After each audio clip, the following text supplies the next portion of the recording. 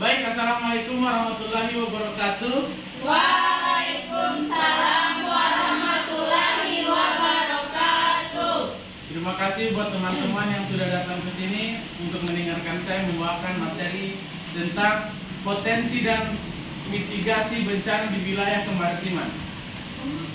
Jadi, wilayah kemaritiman meliputi garis pantai, laut, dan wilayah terdekat yang mempengaruhi oleh aktivitas laut.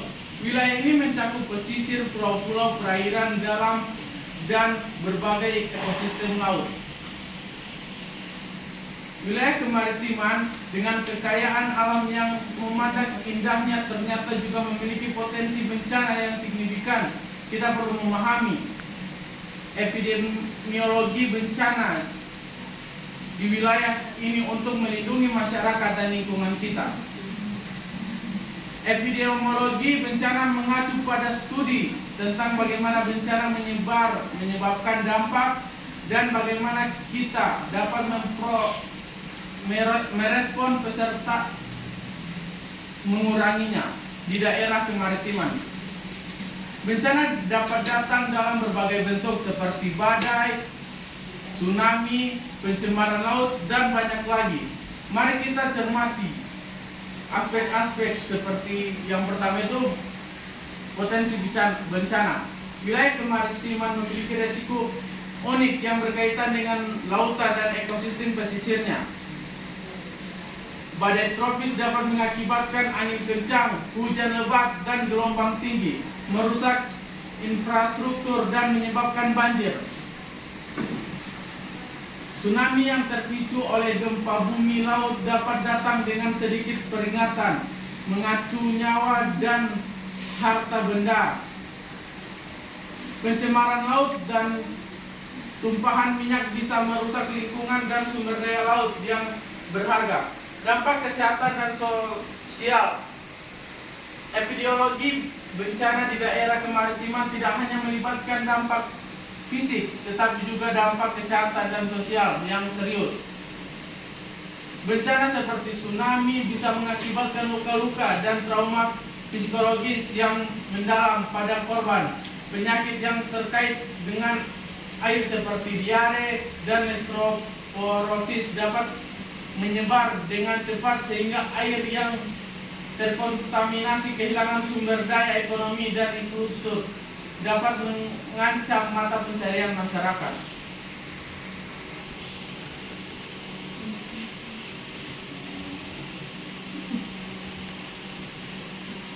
Jadi kita masuk pada beberapa potensi bencana yang mungkin terjadi di wilayah kemaritiman. Yang pertama itu ada topan dan badai tropis. Wilayah kemaritiman rentan terhadap topan dan badai tropis yang dapat menyebabkan angin kencang, hujan lebat, dan gelombang tinggi. Dampaknya meliputi kerusakan infrastruktur pesisir, banjir, dan gangguan intraporsatis laut. Yang kedua ada tsunami. Aktivitas gempa bumi di dasar laut dapat memicu tsunami yang merusak pesisir dan pemukiman di wilayah kemaritiman.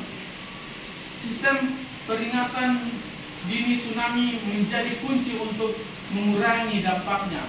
Dan yang ketiga ada abrasi pantai. Erosi pantai disebabkan oleh arus laut, gelombang, dan pengaruh manusia seperti pembangunan di zona pesisir. Ancaman ini merusak infrastruktur pemukiman dan ekosistem pesisir. Yang keempat ada peningkatan permukaan air laut. Perubahan iklim menyebabkan peningkatan suhu laut dan melepaskan glacier yang mengakibatkan naiknya permukaan air laut. Dampaknya termasuk banjir laut, intrusi air laut ke air tanah, dan kerusakan ekosistem pesisir. Dan yang kelima, limbah industri. Minyak dan limbah-limbah kosmetik dapat mencemari laut dan mengancam ekosistem serta sumber daya laut. Pencemaran ini termasuk lingkungan dan mempengaruhi mata pencarian masyarakat pesisir.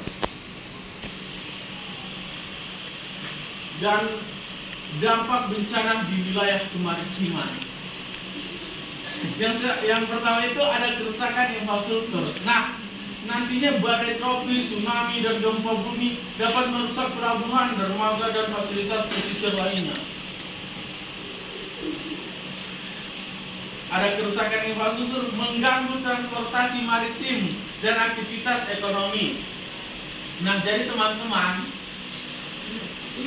menjaga kemaritiman atau lautan itu sangat baik ya, agar limbah-limbah atau apapun itu tidak mencemari kemaritiman. Setuju teman-teman?